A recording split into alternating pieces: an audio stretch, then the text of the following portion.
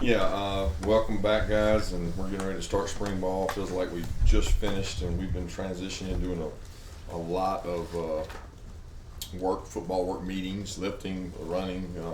It's been really good for us. I think it's been you know, January we go out recruiting, so we don't get to see our young new players. I think we got around 30 between portal and calling new and mid years. It's a big group of guys. It's almost 1/3 of your team that keeps turning over each year. So that's really critical to me. We don't get to spend much time with them. February, we got to spend more time with them, but that's also a time that we as a coaching staff don't have recruiting on campus. So we try to spend time with our families and spend time with our team. So this is when March hits and we get to actually go out there and practice football and be around our players and implement our systems. And I love spring practice because you get the day off in between. So there's a big recovery day, there's a big install day, there's a lot of information to be shared. So I want to be able to provide you guys with as much information as possible. A lot of updates. As you know, we have postseason surgeries. We had guys that had pre-bowl game surgeries, post-bowl game surgeries. So a lot of medical information to be given out there. I think they come into practice on Thursday, or when are they coming out there? Thursday, I think. Thursday. So you'll probably see a lot of that stuff Thursday. But I'll try to do this as quickly as I can, and then you're free to ask about whatever you need to ask about. I'm gonna try to hit on some of these. Bo had left shoulder surgery after the season to repair a labrum. We've had, on average, I think 4 labrums a year. I think we're right on that this year. So Bo will be out for spring. He should be ready for fall camp, but he had a good fall, but we had to repair the surgery, and so that's been done. Tynger Dawkins had the left foot navicular fracture. He had surgery following the season. He's progressing well. He's going to miss spring practice, but he should be ready for fall camp. If you remember, he dealt with that a lot during the year. We were able to get him back and let him play, but it felt like it was best now with the downtime to go ahead and have that surgery done. Chris Jones, the mid-year young kid, he gave up the back half of his senior season to have surgery on his foot. He's progressing well. You'll see him out there practicing, doing things, but he'll be limited some with what he's doing. Christian Miller he had a meniscus prior to the Orange Bowl. He had surgery post Orange Bowl. He's progressing back into activity. He should be fine, but he's been limited a little bit as well. Smile underwent his stress fracture to his navicular to get it fixed. He's going to miss spring ball, but should be ready for fall camp. As you guys know, he decided to return this year. That played a large part in that for him returning to be healthy. Branson, that was a significant injury. If you remember, the patella tendon rupture. He's at 9 month recovery. I think he's at 7 or 8. So he looks good running straight ahead, but he's not going to be cleared through spring. He's going to get to do a lot of walkthroughs and a lot of things. And at 9 months, he should be ready to go, which should be around the end of spring. Malachi had a shoulder surgery. He'll be limited a little bit in spring. He's going to be able to do some things, but he won't be full go. And then Ra still coming off his foot injury, which he's out there repping and doing things. He won't be full speed. Damon Wilson, who missed the Orange Bowl, has been really good. He got the meniscus repair. He had surgery. He's doing really well. He's full activity now and doing some good things. DeMello's dealing with a little bit of a hamstring. Colby's dealing with a little bit of an ankle, but they're both out there working, just limited in some ways. I think that updates most of the postseason surgeries. The one update, and probably the toughest note for us, is Pierce Spurlin is going to have to take a medical disqualification. He can no longer play football. He had a congenital heart condition, which we were aware of and closely monitoring. Over time, he had to make a decision with he and his family, and they made the decision to give up football to be safe. And it was really a tough decision for him. We're praying for him and his family. He's going to be fine. I mean, he's out there with us now helping, but it's just too much at risk for him. So he will not be able to play. You hate it for the kid because he was going to be a really good football player. He got so much better during the season, but it was something we were monitoring closely, and it got to the point where he had to make a tough decision to give up football for the safety of his well-being. But we think a lot of his mom and dad, his family. Both of them are Georgia grads, and I really hate it for Pierce because he was going to be a really good football player. But he'll stay with the team on scholarship in a role, and he'll help us day to day out there. And we've had people have to do that before. So that's a lot of words to open it up for you guys. And goals of spring for me would be to expand our roster of winning football players. So what defines above the line and below the line is, can you play winning football? We probably got 30 or 40 guys that have proven that. We got another 30, 40 that have to prove that to get the team we need to have ready to go play the schedule we have. So that, I'll open it up to you guys.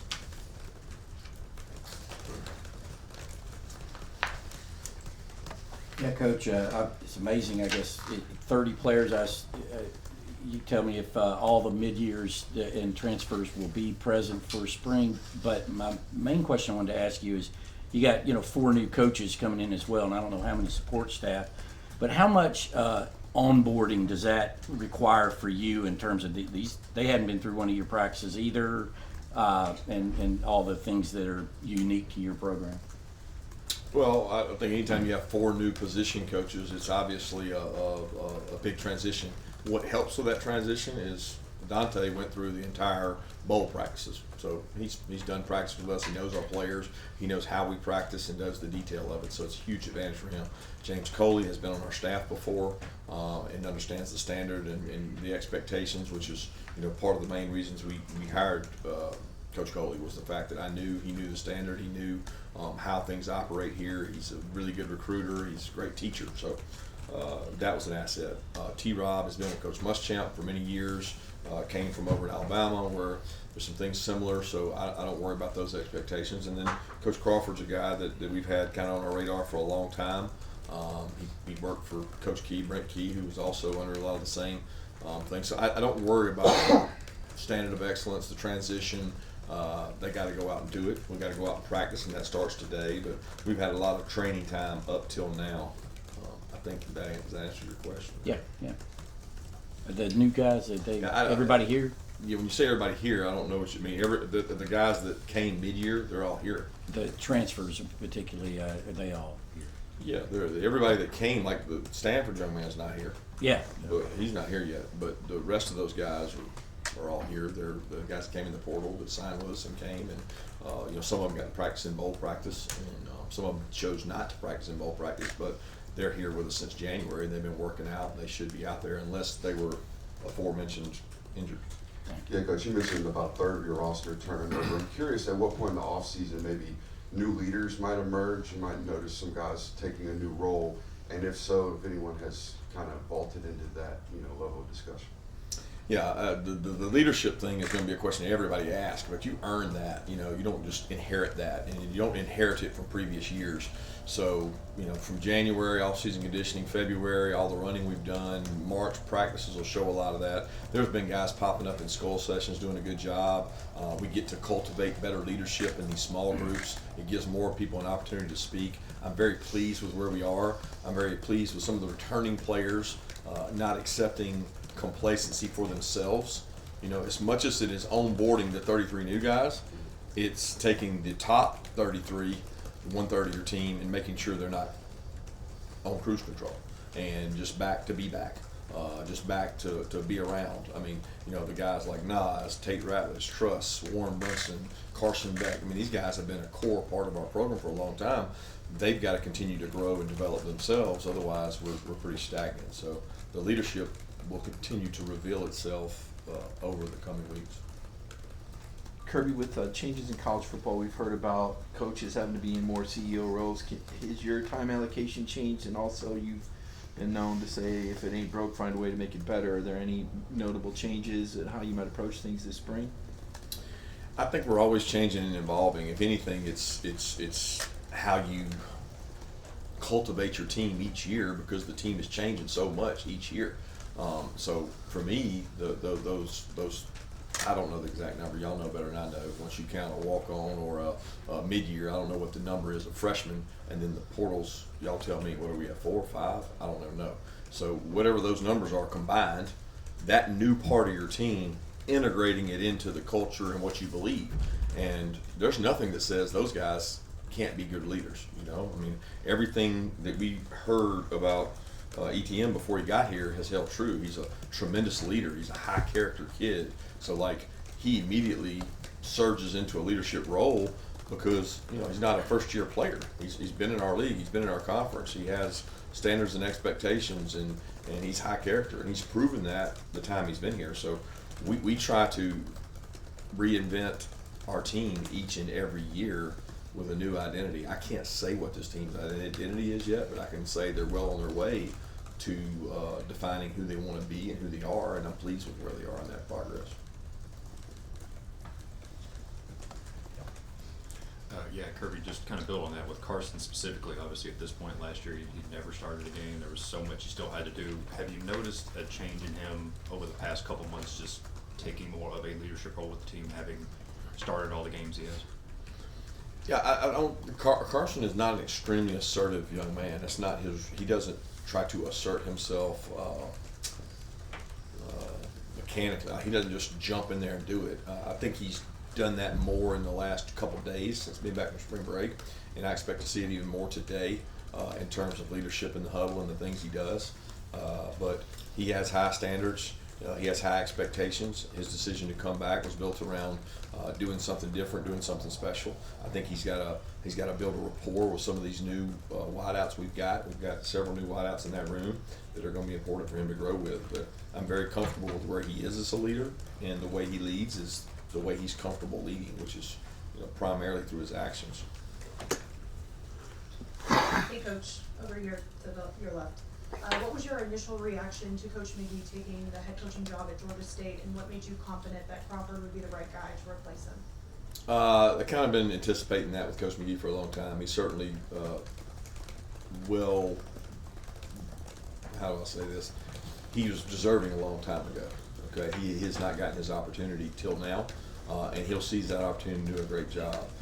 Dale and Linda and their son Austin have been tremendous for Athens, Georgia, tremendous for me as a person. There's nobody that I relied on more heavily through the last 9 years, 8 years than Dale McGee, and I'm so excited for him to get this opportunity. It's something he's always aspired to do. He'll be successful whatever he does, and he as much as we benefited Dale's growth, he helped our growth, and he helped me become a much better head coach, having had that experience at the high school level and the places he's done and the relationships he has. That part will be missed. So I'm very confident in him. I'm very confident in Coach Crawford, who we interviewed as a wide receiver candidate and felt so strongly about him as a football coach. Don't think you have to be any certain position if you're a good football coach. And that was very evident across the state, the places he's coached in our state. I have a lot of respect for the places he's coached and what he's done and how he's grown, and we think he fits our program. Kirby, 2 questions. Give me your thoughts on the proposed mid-summer signing day. They're thinking about adding another signing day in the middle of summer. And what can you tell us about your 3 new wideouts that you got through the transfer portal? Colby Young, London Humphreys, and Michael Jackson. Well, I can't tell you anything about them, really. I'll be honest with you, I can't, because I haven't seen them go out there and do anything. I've seen them run around in circles. I've seen them touch a cone. I've seen them, lift the bar. But that doesn't define a football player for me. I can tell you the research we've done to bring them into our program was, do they care more about the team than themselves? Do they believe in culture? And they all check those boxes, and I'll find out a lot more as the spring goes and as they grow. I'm excited about their addition to the wide receiver room.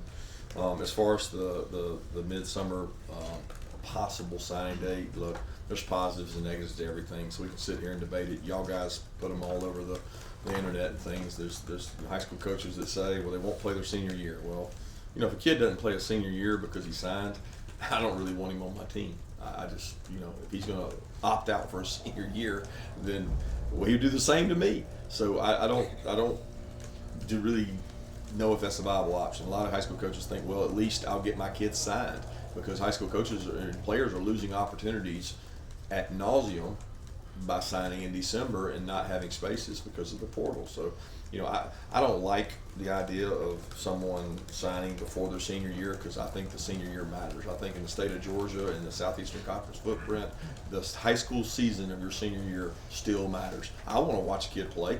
I mean, you know, any NFL teams that want guys to skip their 4th year and not evaluate them, or skip their 3rd year that they'll be draft eligible and not evaluate them. I prefer to have them play and grow, and I think it's good for the game.